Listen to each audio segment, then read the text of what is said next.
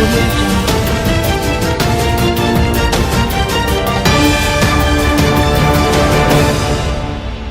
అందరికి శుభాభివందనములు.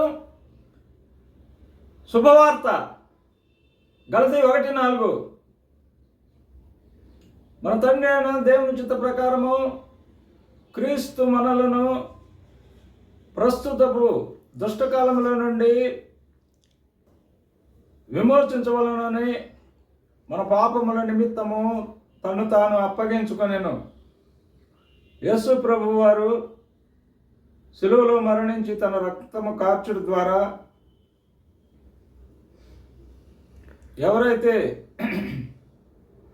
ఆ రక్తమును ఆశ్రయించిన వారుగా ఉంటున్నారో, ఎవరైతే దుష్టకాలము క్రింద ఉంటున్నారో వారందరికీ గొప్ప విడుదల లభించినది. ప్రార్థన.